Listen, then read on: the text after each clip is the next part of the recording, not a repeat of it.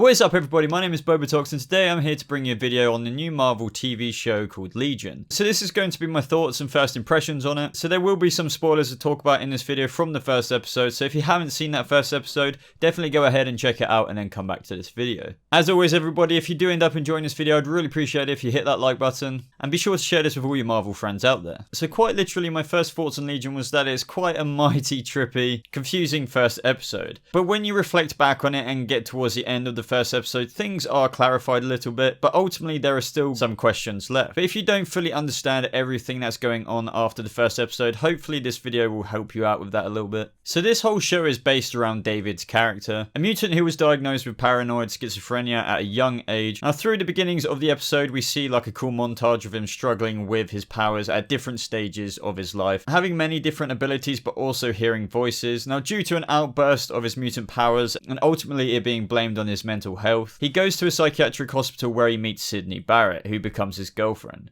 Now when I first saw this, it made me think about, the current world the show is in, and I don't think mutants are a massive thing in this world at this point in time. They're definitely known to some, and like the government, which we learn later on in this episode, but they seem to be dumbing down the idea that everyone in the public knows that the mutants are out there. It seems that they aren't as world renowned at this point in time. Throughout the first episode, we see different periods of time, from where David is in the psychiatric hospital, to where he's talking to government officials, to even when he's outside the hospital. This is what makes the episode a little bit confusing, because the way it's portrayed to the viewer is that whatever scene it is kind of the present, where in fact that it could very well just be a memory from David's mind. So the thing I actually like about this is that because of David's mutant powers and his many abilities, in particular this one, which we see heavily demonstrated in the first episode, it will open so many opportunities to do things in the future episodes, just by causing more confusion and ultimately having the audience question what is real and what isn't, making the showrunners to be able to do many things with the show and completely get away with it. So when David's girlfriend Sydney is about to leave the psychiatric hospital, David kisses her, and in turn, due to her power, causing their minds to switch bodies. So Sydney leaves the hospital, which is really David, and she is therefore in David's body, and in so is in control of David's powers. And this is where the big event happens that makes the government in this episode take notice, since when Sydney is in David's body, she activates one of his many powers, which in this instance has the ability to place people in between walls, which is where Lenny Busker dies. And while we're talking about Lenny Busker, I don't think this will be the last we've seen of her at all. Even after her death, she appeared to David, even though she isn't real at that point in time. She acted as a sort of subconscious to him, warning that the government are after him. So if you have seen this episode, guys, I want to ask you, do you think that her place in the psychiatric hospital was random, or do you think that she was working for the Mutant Liberation Group? As it was a pretty weird timing for when Sydney was leaving in the episode, and she stalled her for enough time for David to come and kiss her. So as I was saying, this is a really important moment in the episode because this is where things spiral into a bit more sense rather than the obscure way of what we were seeing throughout the first half of the episode. Ever since this moment happened, we realised that the government officials are interrogating David in the present, as he may be the most powerful mutant discovered. Overall, I really like this origin story. At first it made you feel really confused, but overall towards the end you're starting to understand things.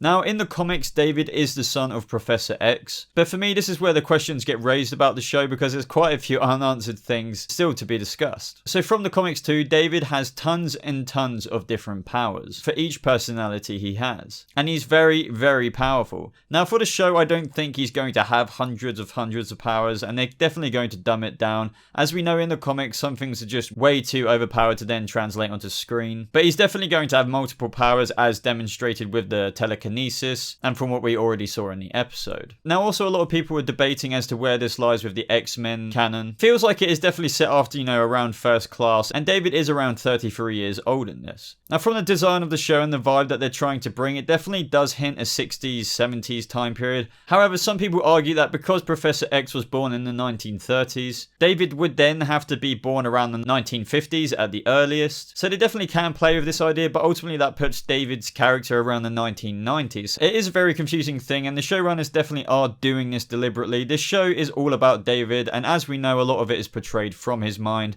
so I don't think we'll ever get a concrete answer, but there are lots of contradicting things in the show as to the time periods, like the 60s and 70s themed clothes to tablets that we saw the government officials have in the interrogation room. We even saw characters talk about CNN, and there's flat screen TVs.